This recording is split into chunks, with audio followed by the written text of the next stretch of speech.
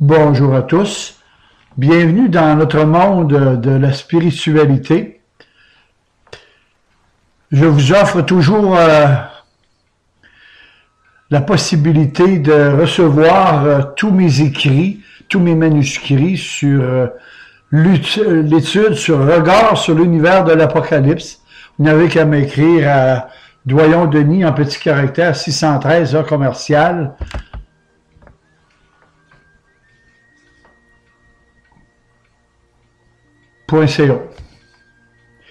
Regard sur l'univers de l'Apocalypse.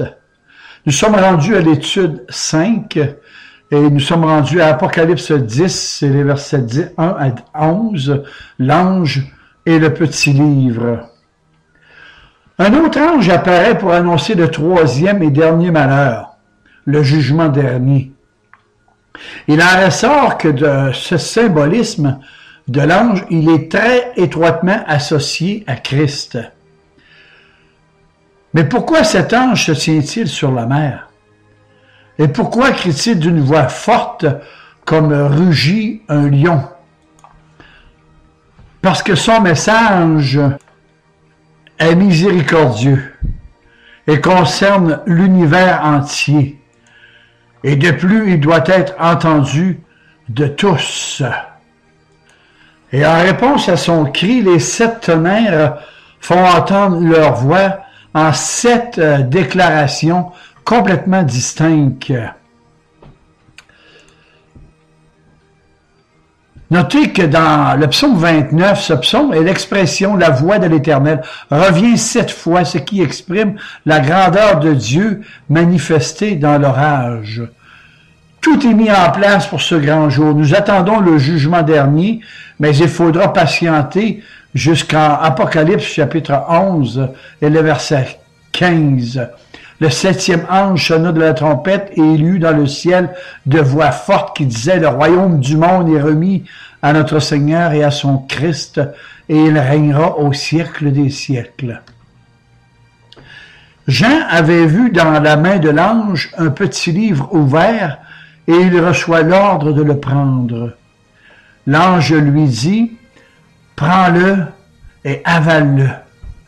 Il sera amer dans tes entrailles, mais dans ta bouche il sera doux comme du miel. » Et vous avez cette même référence en Ézéchiel 2,9. L'explication de ces mots se trouve dans l'Ancien Testament. Dans le psaume 119, 103, « Que tes paroles sont douces à mon palais, plus que le miel à ma bouche. » L'explication de ces mots se trouve, comme je disais dans l'Ancien Testament, ce livre est la parole de Dieu. L'Évangile qui annonce le mystère du salut. Cet Évangile en lui-même, il est bon, il est doux, mais sa proclamation engendre toujours une persécution amère. Suivre le Christ sera toujours suivi par les moqueries et les oppressions pour les enfants de Dieu. C'est Jésus qui a dit que si quelqu'un veut me suivre, qu'il renonce à lui-même et qu'il se charge de sa croix. En quelque part, pour grandir spirituellement, c'est un mal nécessaire pour les chrétiens d'être rejetés. D'ailleurs, Jésus n'a-t-il pas été rejeté? Ne l'a-t-on pas crucifié? Notez que ces gens ne vous rejettent pas toujours. Hein? C'est toujours Dieu qui le rejette au travers de vous. Voyons les mesures du temple, Apocalypse 11, 1.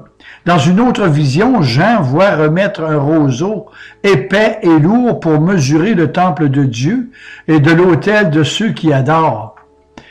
Mais, comme il y a toujours un mais, le parvis extérieur du temple, laisse-le en dehors et ne le mesure pas. Car il a donné aux nations et elles fouleront aux pieds la ville sainte pendant 42 mois. Et pour le comprendre, laissons-nous guider par le contexte immédiat dans les versets parallèles de l'Ancien Testament. Voici un mur extérieur entourait la maison de tous les côtés. Dans la main de l'homme était une canne de 6 coudées pour mesurer. Il mesura la largeur du mur qui était d'une canne et la hauteur qui était d'une canne. Ézéchiel 40, verset 1 et Zacharie 2, 1. Et notez que pour mesurer le sanctuaire de Dieu, c'est le séparer de ce qui est profane, ce qui est mis à part. Il est important de se souvenir qu'il s'agit là encore d'une vision. C'est ce qui enlève tout fondement à l'affirmation selon laquelle le temple d'Hérode devait encore exister. Et c'est pour cela que l'Apocalypse a dû être écrite avant la destruction de la nation juive par les Romains. Ici, je précise qu'il ne s'agit pas de la Jérusalem céleste, mais bel et bien de cette ville terrestre qui a rejeté le Christ. Et si elle est appelée ville sainte, c'est simplement à cause de son passé. Il est écrit, étant sortis des sépulcres après la résurrection de Jésus, ils entrèrent dans la ville sainte et apparurent à un grand nombre de personnes. Matthieu 27, 53. La nostalgie du passé, harmonisée avec la nostalgie du futur, donnera toujours de l'espoir pour chaque jour.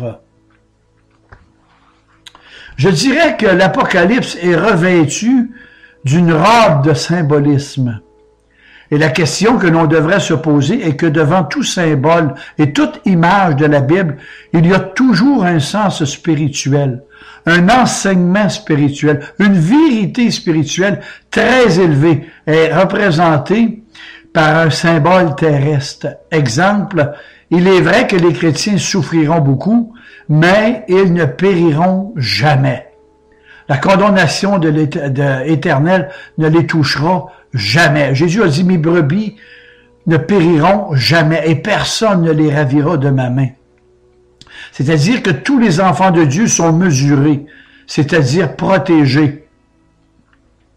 Et notez que le temple de Dieu est une appellation souvent employée pour désigner l'Église véritable. Cette Église est le sanctuaire du Seigneur. Dieu demeure dans son Église par son esprit.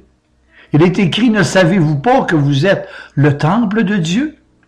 1 Corinthiens 3,16. L'Église militante de l'Ancien Testament était représentée par les 12 tribus d'Israël. Mais dans mon texte, l'Église véritable est représentée par le sanctuaire terrestre d'Israël, c'est-à-dire que le sanctuaire physique est un symbole du sanctuaire spirituel, en d'autres termes, le peuple de Dieu. La Jérusalem terrestre représente tout ce qui s'oppose à la véritable Église de Dieu. Elle est le centre et le symbole de l'antichristianisme, c'est-à-dire de l'immoralité, Sodome, et de la persécution des enfants de Dieu, l'Égypte. Il est écrit, et leurs cadavres seront sur la place de la grande ville qui est appelée dans un sens spirituel Sodome et Égypte, Apocalypse 11, 8. Et la ville sainte de jadis est devenue comme ces villes pécheresses. Regardons un peu les deux témoins, Apocalypse 11, 3, 14. L'Église, en tant qu'organisation, s'acquitte de nos jours de sa mission dans le monde pour propager la parole comme les missionnaires envoyés 2 par 2 par Jésus en Luc 10, 1. Et lorsque l'Église condamne les méchants en invoquant la parole de Dieu, cette condamnation signifie pour eux la mort, et de même que le feu du jugement. Et de la condamnation sortie de la bouche de Jérémie, consumons les ennemis de Dieu. L'Éternel dit à Jérémie, voici, je veux que ma parole dans ta bouche soit du feu. Et ce peuple, du bois, que mon feu les consume, Jérémie 5, 14. La puissante Église missionnaire a autorité pour juger et condamner les œuvres infructueuses des ténèbres. Et lorsque son message est rejeté, comme Élie avait le pouvoir de fermer les cieux et de faire cesser la pluie, Moïse avait reçu celui de changer l'eau en sang. 1 Roi 17, 1 et Exode 7 et le verset 20. Mais ce pouvoir n'est pas imaginaire, hein? Il est très réel. Constamment, le Seigneur fait pleuvoir des malheurs sur le monde méchant en réponse aux prières des chrétiens persécutés, Apocalypse 8, 3. Et en plus d'assurer son Église lorsqu'elle proclame sa parole, le Seigneur entérine ses jugements. Et les méchants devraient prendre garde que si quelqu'un est décidé à nuire à l'Église, soyez assurés que Dieu veille sur sa parole. Et de deux choses l'une, ou Dieu interviendra par ses jugements, ou Dieu le convertira. Et c'est ce qui est arrivé à Saul de Tarse. Je vous propose le sermon numéro 19, la conversion de l'apôtre Paul au www.souviens-toi.org ou Denis Doyon YouTube, le sermon numéro 19. Mais l'ère messianique, l'ère chrétienne aura un terme. Cette bonne nouvelle du royaume sera prêchée dans le monde entier pour servir de témoignage à toutes les nations. Alors viendra la fin. Le témoignage de l'Église prendra fin un jour, et la bête qui monte de l'abîme, c'est-à-dire qui s'oppose au christianisme, poussée par Satan, fera la guerre à l'Église, et celle-ci sera affaiblie dans cette bataille que sera l'Armageddon. Il restera peu de véritables chrétiens lorsque Christ reviendra. Mais lorsque le Fils de l'homme reviendra, trouvera-t-il de la foi sur la terre? Et notez que Jésus savait que l'Église se lasserait d'attendre son retour, comme nous dit 2 Pierre 3.3. Où est la promesse de son avènement? Et juste avant le retour de Christ, le cadavre de l'Église sera réduit au silence. Cela signifie que de nos jours, certaines églises sont mortes au milieu du monde. Tout est prêt désormais pour le jugement dernier, car malgré l'avertissement de toutes les trompettes, le monde est resté indifférent et impénitent, allant jusqu'à rejeter les paroles des deux témoins qui sont l'Église et la parole de Dieu. Les deux témoins. L'Église sert de témoin et la parole de Dieu. Oh, je sais que certains ont cru à la fantaisie d'Enoch et d'Élie ou Moïse, mais ils n'ont aucun poids scripturaire pour appuyer cette doctrine qui est sur la frontière de l'hérésie. Par contre, je ne rejette pas entièrement que les deux témoins pourraient être en quelque part l'Ancien et le Nouveau Testament. Le débat serait intéressant ici. Certains croient que ces deux témoins sont Enoch et Élie, mais leurs arguments n'ont pas de poids, comme je disais, pour valider la parole. En fait, ne voudrait-il pas mieux voir dans ce tableau qu'une ascension spirituelle nous ferait voir que ces deux témoins sont les habitants du ciel maintenant? Il est écrit, mais notre cité à nous est dans les cieux, d'où nous attendons aussi comme sauveur le Seigneur Jésus-Christ, en Philippiens 3.20 et 1 Thessaloniciens 4.17. La 7e trompette, Apocalypse 11.15. Le 7e ange sonne de la trompette. Et cette fois encore, le jugement dernier n'est pas décrit en détail, mais il est seulement présenté. Il est vrai que Dieu règne depuis toujours, mais l'autorité qu'il exerce sur l'univers n'est pas toujours visible. Il semble parfois que le pouvoir suprême est entre les mains de Satan. Mais au jour du jugement, l'éclat de la souveraineté de Dieu sera révélé parce que toute opposition sera abolie. Il apparaîtra clairement aux yeux de tous les hommes que le monde est bien devenu le royaume de Dieu et de son Christ, où il régnera au siècle des siècles. Et pour bien comprendre le sens de ces mots, je vous encouragerais d'écouter l'Alléluia du Messie de Handel que vous aurez sur YouTube. L'Alléluia du Messie de Handel. Écoutez les paroles. Les paroles de ce merveilleux oratorio retentissent dans mon cœur lorsque je lis la pleine signification de ce qu'exprime le psaume 2 et le verset 7. L'Éternel m'a dit, « Tu es mon fils. Je t'ai engendré aujourd'hui. Demande-moi et je te donnerai les nations en héritage et les extrémités de toute la terre pour profession. » Vous avez ça en Daniel 7.13 et Luc 1.33. La foule de tous les rachetés représentés par les 24 vieillards répond à ce chant angélique en rendant hommage à Dieu. Nous te rendons grâce, Seigneur Dieu Tout-Puissant, qui est et qui était, de ce que tu as saisi ta grande puissance et pris possession de ton règne. Les nations se sont irritées et ta colère est venue, et le temps est venu de juger les morts et de récompenser tes serviteurs, les prophètes, les saints et ceux qui craignent ton nom, les petits et les grands, et de détruire ceux qui détruisent la terre. Dans cet hymne, le Seigneur n'est plus celui qui est, qui était et qui vient, car il est venu. L'Église se réjouit parce que le Seigneur est arrivé. au sommet de son pouvoir et de son autorité, révélée désormais à tous. Et les nations sont furieuses, elles ont fait la guerre aux deux témoins, la parole et l'Église. Les ont vaincus, tués et se sont glorifiés dans leur défaite. Apocalypse 11:7. Mais à la fin, au jour du jugement dernier, maintenant arrivé, la colère de Dieu se manifeste pleinement.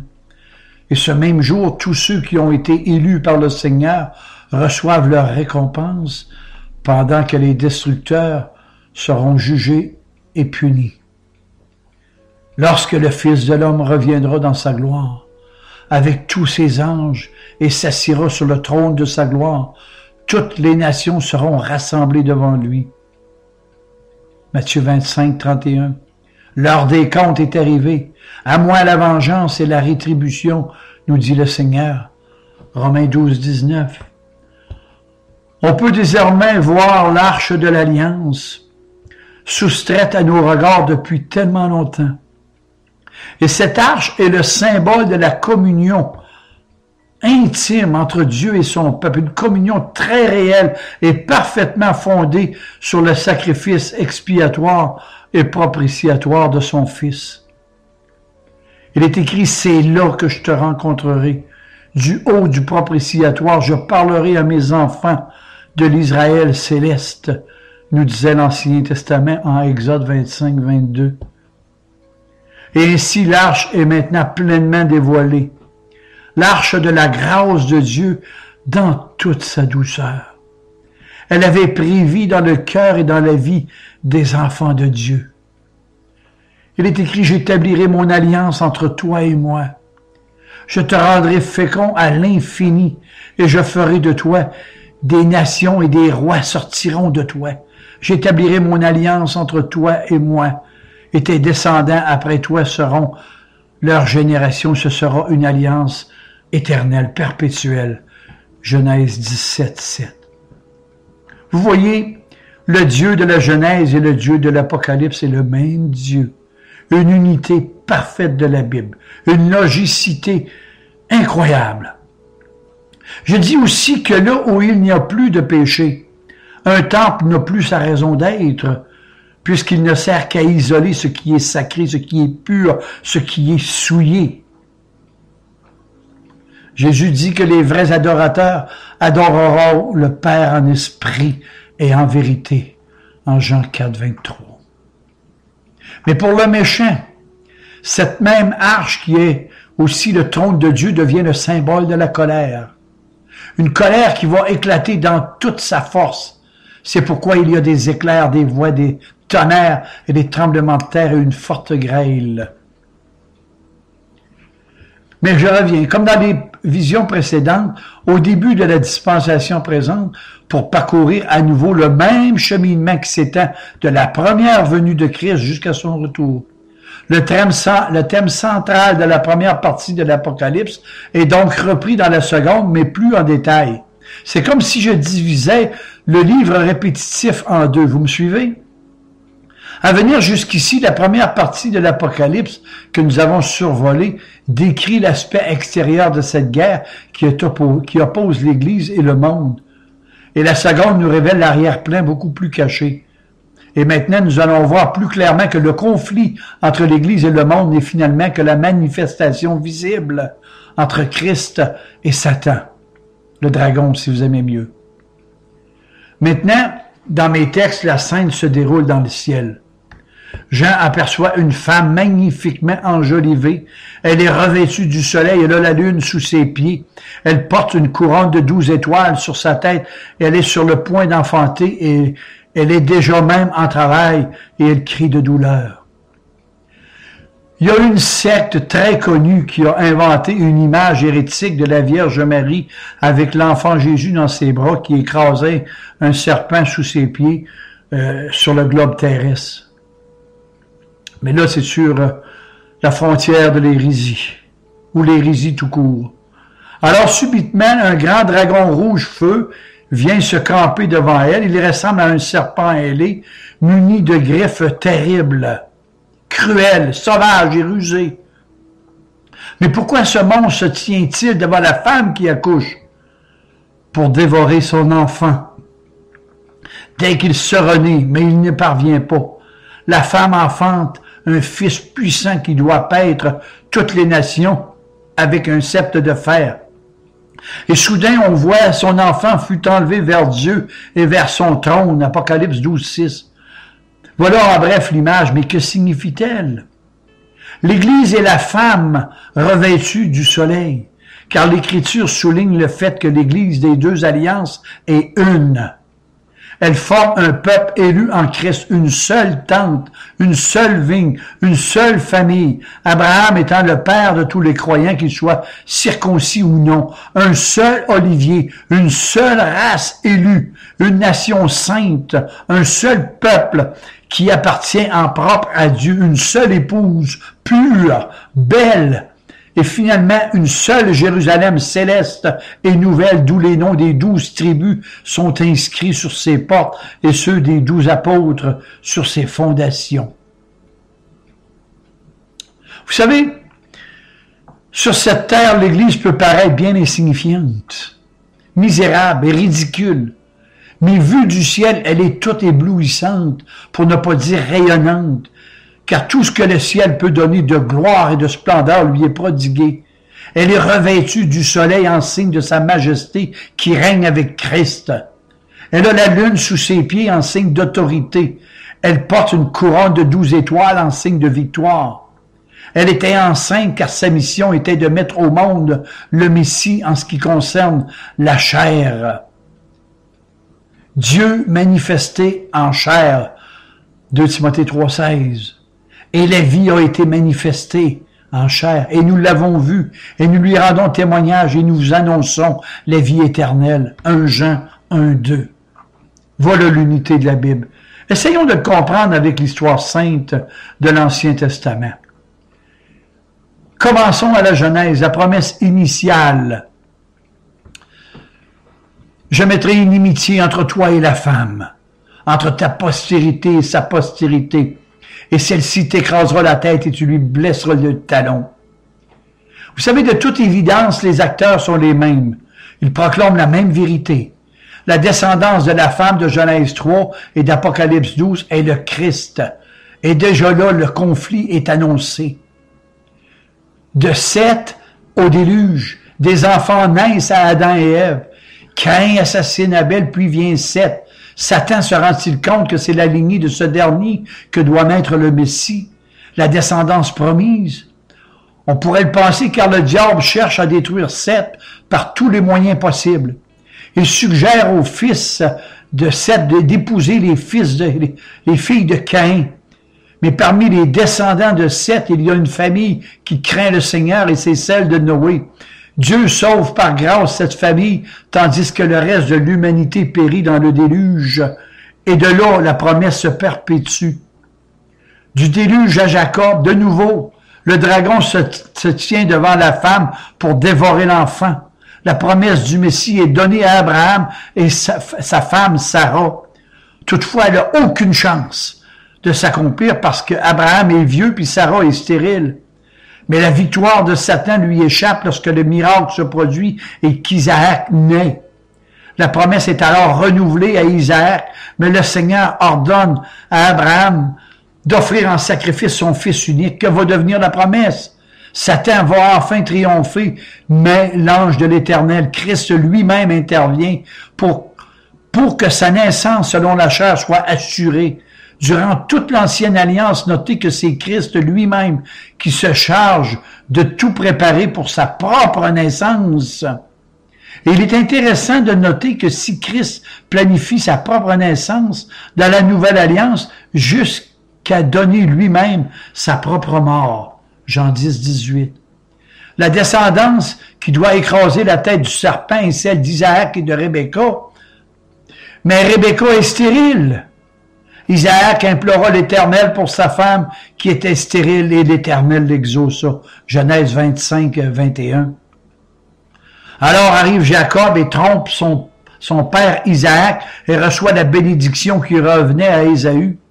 Et ce dernier dut s'exiler pendant 20 ans car Ésaü voulait le tuer.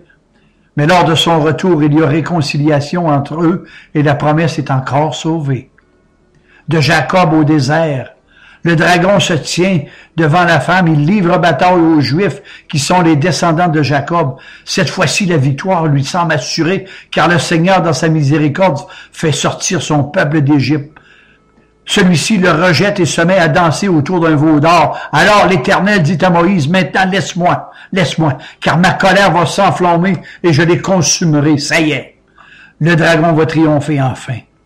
Mais Moïse implore, Moïse supplie, Moïse réclame le pardon pour son peuple. Moïse sert d'intercesseur et la promesse est de nouveau préservée. Je dis que c'est le grand médiateur qu'est Christ qui a mis un tel esprit d'intercession dans le cœur de Moïse, le médiateur terrestre.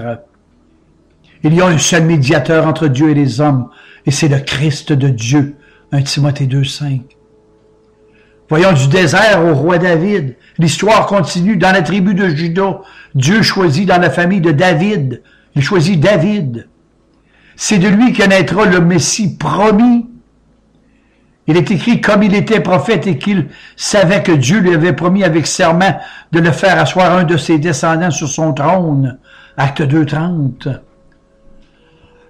Le roi Saül, qui était animé d'un mauvais esprit, a tenté par 2 fois d'assassiner David, mais le dragon a échoué et la promesse est sauvegardée encore une fois.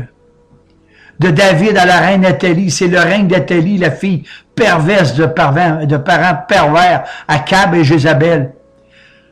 Et pour que personne ne puisse lui disputer le pouvoir, elle cherche à faire périr tous les descendants de David. Les voies de Dieu, vous savez, sont merveilleuses et sa providence extraordinaire. Et je vous invite à voir toutes les entourloupes que Dieu a prises pour pouvoir sauver Joas qui deviendra roi.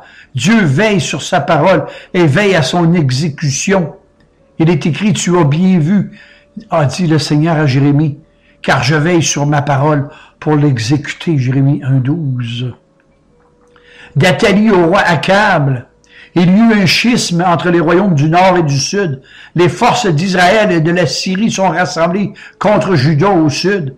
Ils veulent liquider la maison de David à laquelle sont liés tous les espoirs et les promesses concernant le Messie à venir. C'est un moment critique de l'histoire. Christ pourra-t-il naître de la postérité de David? L'Éternel envoie le prophète Ésaïe pour encourager le roi de Juda en lui disant, voici, la jeune fille deviendra enceinte. Elle enfantera un fils, et il lui donnera le nom d'Emmanuel, ce qui signifie Dieu avec nous. Ésaïe 7,14. Et ainsi la volonté de Dieu s'accomplira et la promesse tiendra malgré toutes les tribulations contre son peuple. Du roi Akab à Esther. Nous arrivons au 5e siècle avant Jésus-Christ. Le roi Assuérus règne sur le royaume de Perse. À la demande de Haman, le roi établit un édit stipulant que dans son royaume, tous les Juifs doivent être mis à mort. En Esther 3, 10, 15. Et cette loi immuable est scellée par l'anneau du roi. Mais la promesse de la naissance du médiateur de la lignée de David est scellée par le sceau du roi des rois. Les Juifs sont sauvés de nouveau et la promesse reste selon la volonté de ce grand monarque du ciel. Et maintenant de Esther à Bethléem, voici le dernier acte de cette grande tragédie. Le peuple d'Israël est revenu dans ses terres ancestrales de la Palestine et pendant 400 ans, le silence de Dieu s'est fait sentir par l'absence des prophètes. On ferme le livre de Malachie et là on ouvre le Nouveau Testament d'où le peuple juif est sous l'occupation des Romains. On y voit des pharisiens qui ont ajouté plus de 613 ordonnances à la Torah, des Sadducéens, des Samaritains, et toutes les tribus d'Israël sont disparues, sauf Juda. Mais que s'est-il passé durant la période intertestamentaire? Revenons sur terre, et allons à Bethléem, d'où le Messie doit naître, mais il y a un hic. La Vierge demeure à Nazareth, et l'on se demande comment Dieu va s'y prendre. En fait, bien que le chapitre 12 de l'Apocalypse couvre en peu de mots, toute l'histoire de l'Ancien Testament, du combat que Satan livre à Christ, il se rapporte de façon spécifique à la naissance de Christ. Le dragon se tint devant la femme qui allait enfanter et de dévorer son enfant lorsqu'elle aurait enfanté, Apocalypse 12, 4. Des mages venus d'Orient sont reçus par le roi Hérode qui leur dit, « Quand vous aurez trouvé l'enfant, faites-le moi savoir, afin que j'aille moi aussi l'adorer. Dites-moi, Le croyez-vous? Son intention réelle est de le tuer, mais le dragon ne veut pas admettre sa défaite. Tous les enfants morts de 2 ans et au-dessous qui vivent à Bethléem sont massacrés. Dieu a veillé, il a mis son fils en sécurité en Égypte. Et le diable, au travers de l'histoire, a toujours essayé de faire avorter la venue du Messie pour entraver la promesse de Dieu. Notez bien maintenant ce que je vais vous dire. La naissance de Christ à Bethléem représente la victoire de Dieu sur le dragon. La mort du Sauveur pour son peuple sur la croix, voilà encore sa victoire. Oui, gloire à Dieu dans les lieux très hauts et à tous les hommes de bonne volonté. Chers amis, je vous donne rendez-vous, Apocalypse 6 à suivre. Que le Seigneur vous garde et vous bénisse abondamment. Amen et Amen. De la croix, la grâce coule, comme un fleuve constamment. Oh, venez en foule, un plein pardon vous attend. Oh, venez en foule.